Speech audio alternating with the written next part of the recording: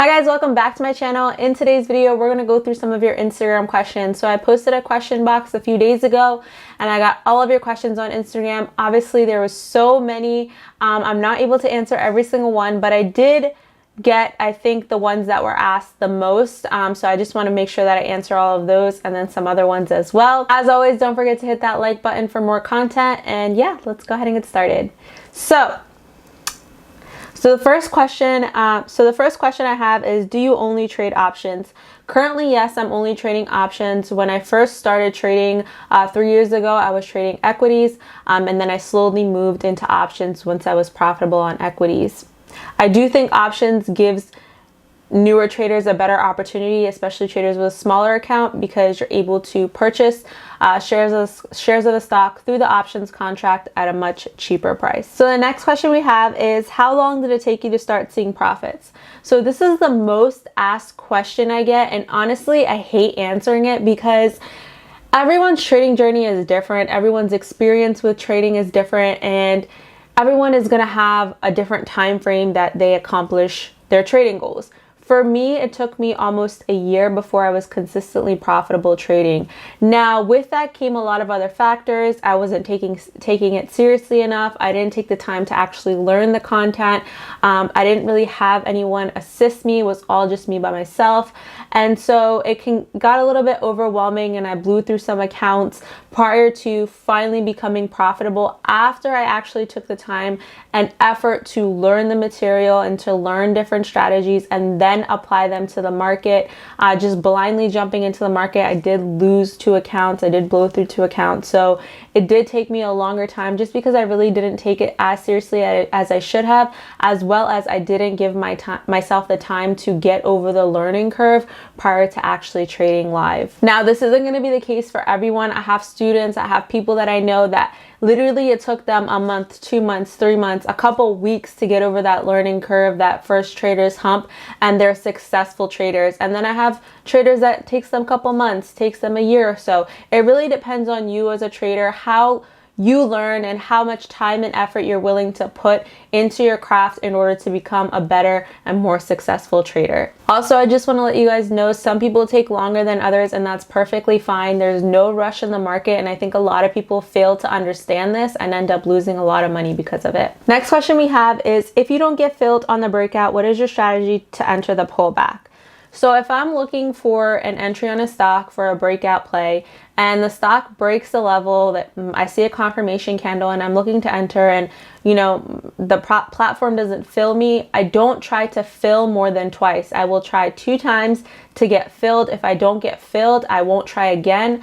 Afterwards, if the stock does make that move, I will wait to see a pullback and the retest of the previous resistance or support level. So I definitely want to see a solid pullback in the stock prior to entering a different trade or having a different setup. So I'll wait for a pullback, wait for a stock to kind of consolidate around a certain area, whatever resistance or support it may have. So after the period of consolidation, I'll wait for the stock to break out of that period for another entry. So you can see in this example with NVIDIA, the first level of resistance I have is 510. It broke that level. If you were to miss that level, you pull back slightly at the next resistance level, which is 513.50. That is the second point of entry that you could potentially make. So on that candle that holds above the 513.50 level, that would be my entry if I missed the first breakout of the first resistance level. Next question we have is, how do you determine not to trade on certain days besides major economic news? So this is dependent on a lot of different things. I base my watch list off of catalysts. So the daily watch list that I post or that I have is always based off of stocks that have a catalyst behind them, whether it's a price target increase, upgrades, downgrades, any product news, earnings, whatever the case may be. I always like to have a stock with a catalyst on my watch list because that catalyst will give it momentum throughout the day to be able to make certain breakouts and certain moves. That being said, I also like to gauge overall market sentiment.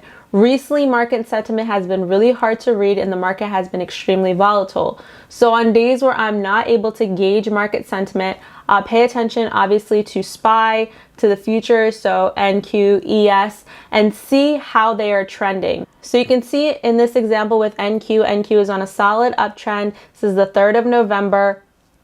It makes a high of around 11,347, but you can see overall trend of the market is an uptrend. On the other hand, in this example at NQ, you can see that the overall trend of the market is downwards, created a low of the day versus a high of the day of the previous example that I showed you guys.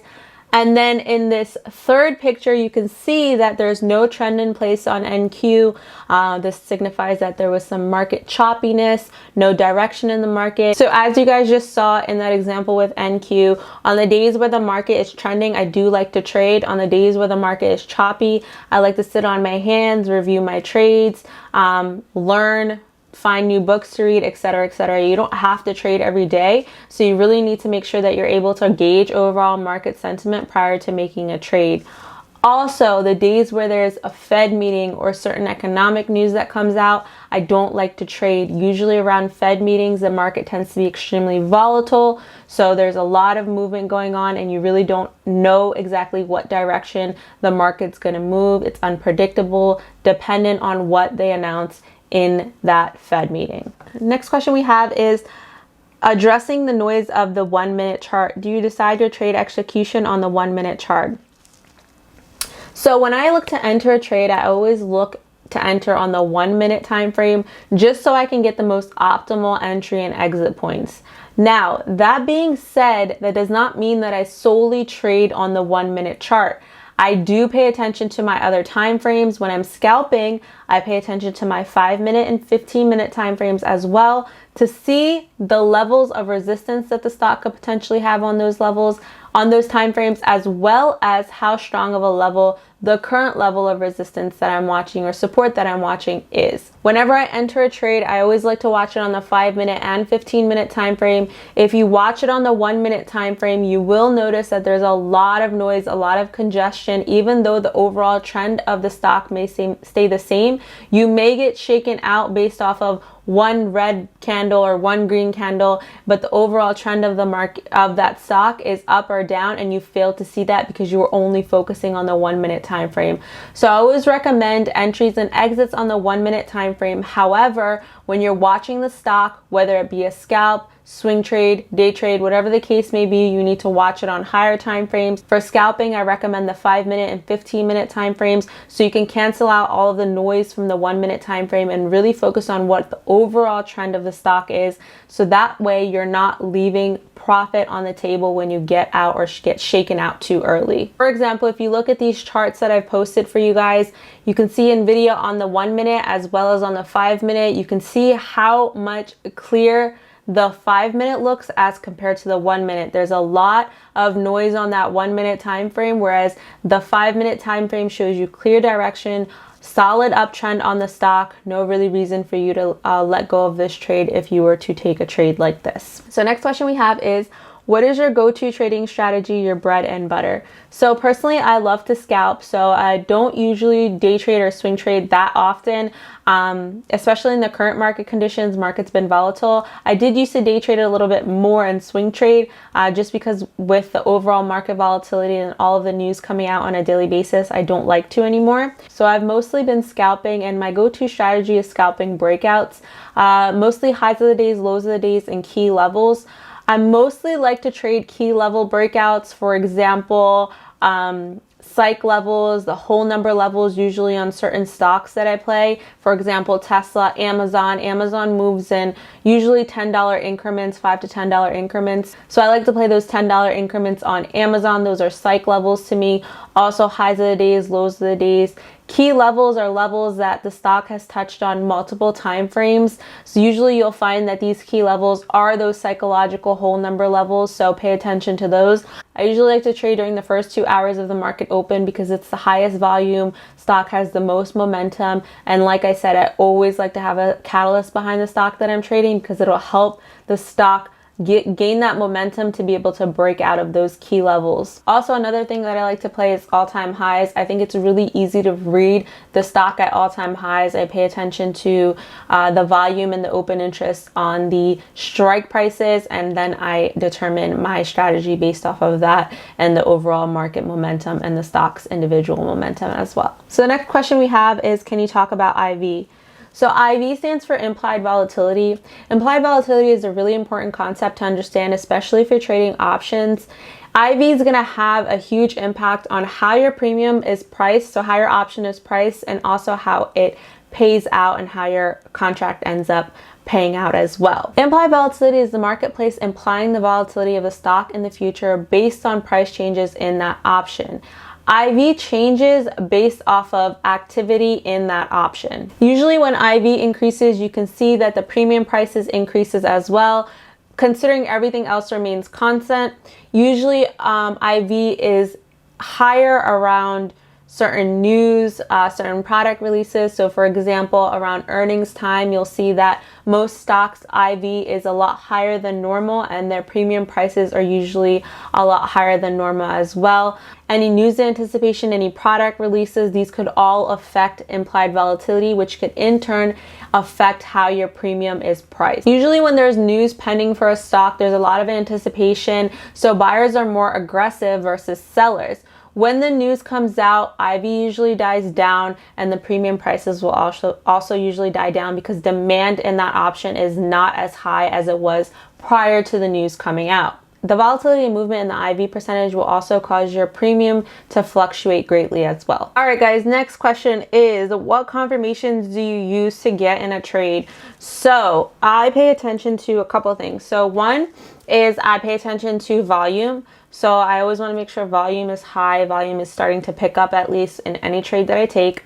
Two, I want to see one breakout candle, whether that's on the 1 minute or 5 minute, depending on what time frame I'm watching. I want to see one candle break out of that level, hold and break out and close above that level. And then I want to see the next candle right after open above or below fully that level that I'm watching. If it's for puts on the downside, I want to see that confirmation candle to open fully below that level, and if it's for calls on the upside, I want to see that confirmation candle open fully above that level. Another thing that I also pay attention to, kind of confirmation, is time and sales on level 2. So if I'm looking for a stock to break out, I want to see time and sales accelerating, so more orders coming in through the tape, as well as the bid or the ask side, depending on if I'm watching on the upside or downside on level 2, to start picking up at that level that I'm watching, level of resistance or support that I'm watching. All right, y'all, so next question is, how do you create your trading plan? So your trading plan should have a couple key things included in it.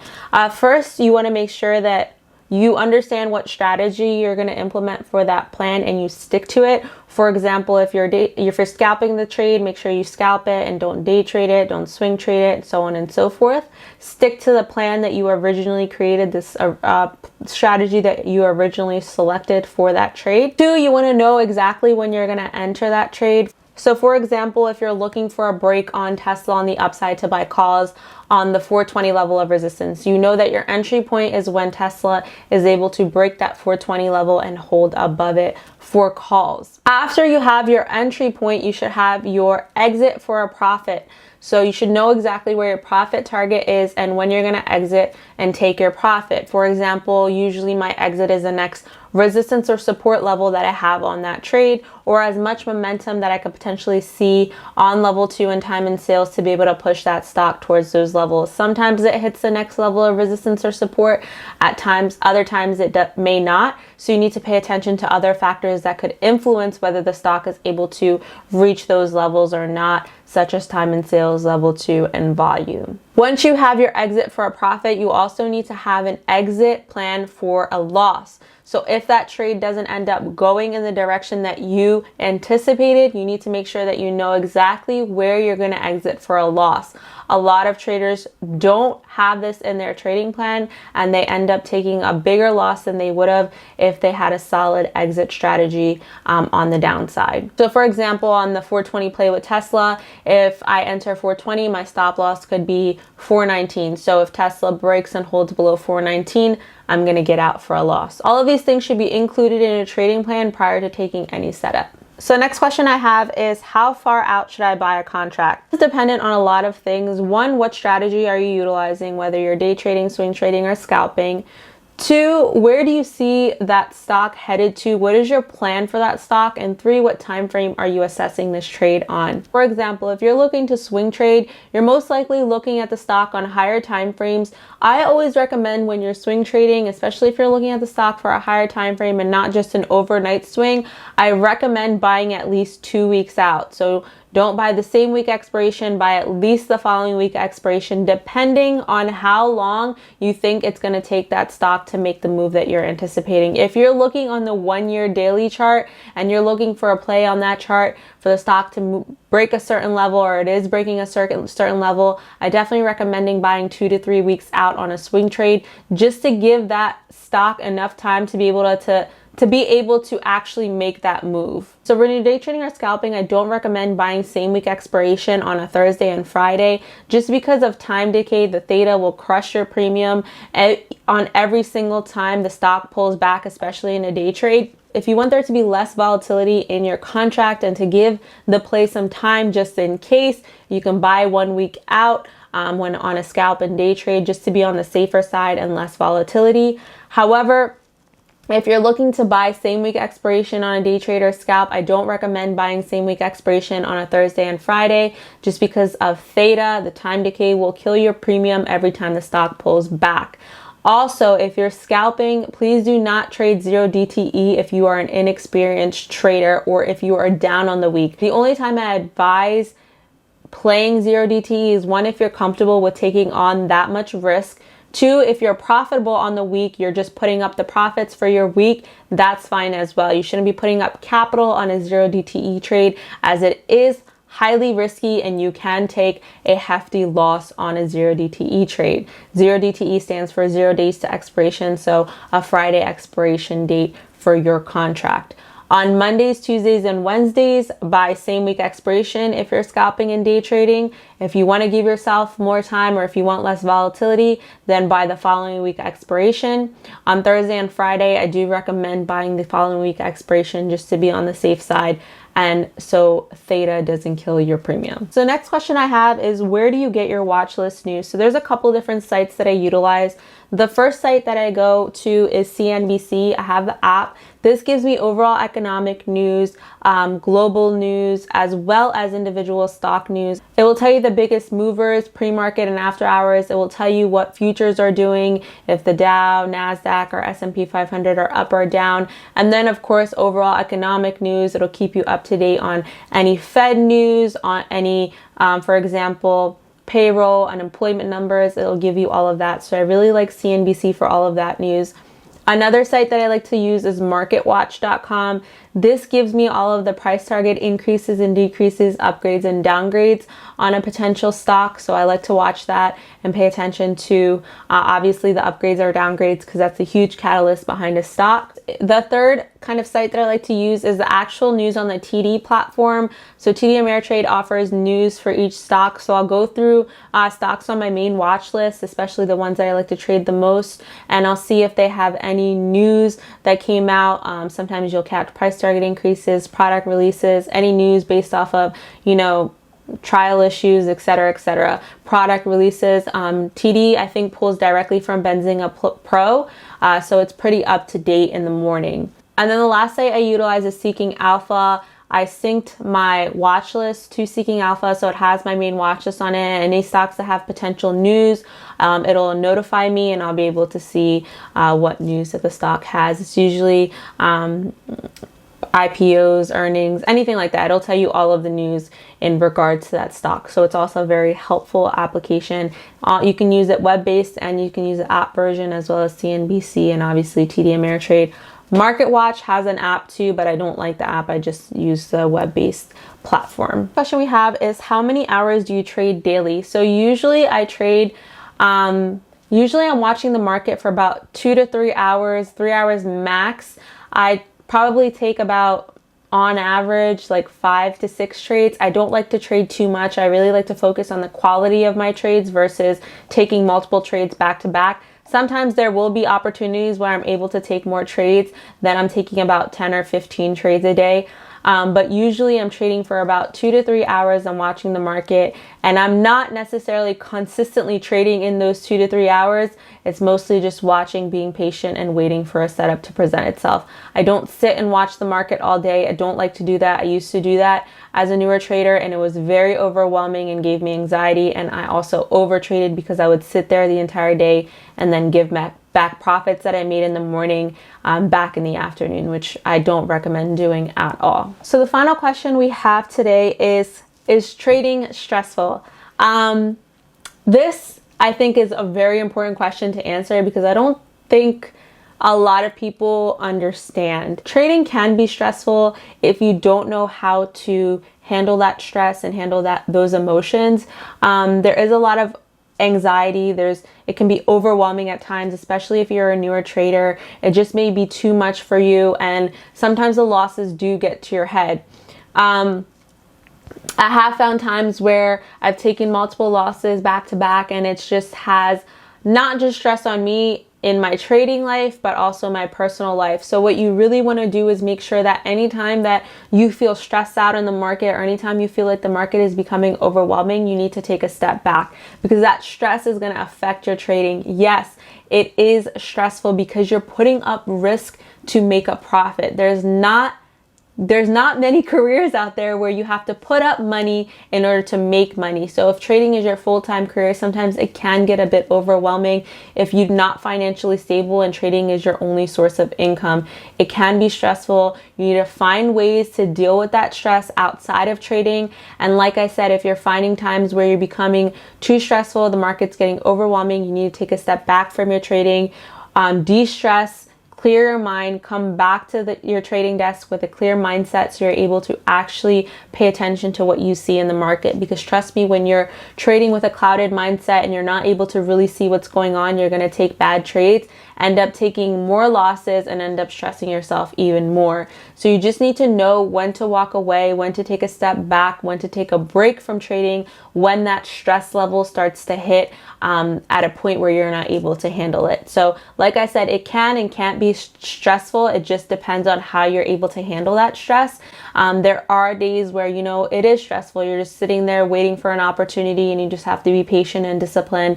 And I'm not going to lie to you guys, it's not easy. Trading is not something that, is a get rich quick scheme. It does take time and it does take effort. And a lot of people fail to understand that, which is why they end up getting stressed out. If you understand that it takes time and it takes effort to reach that level of success in your trading career, you will then be less stressed. However, if you think that you're going to get rich really quickly and you're not going to have to put any time or effort in, and you could take on, whatever trades and be successful, that's not how it works, and you're going to end up stressing yourself out. All right, guys, that's all I have for you today in this video. I hope you guys enjoyed.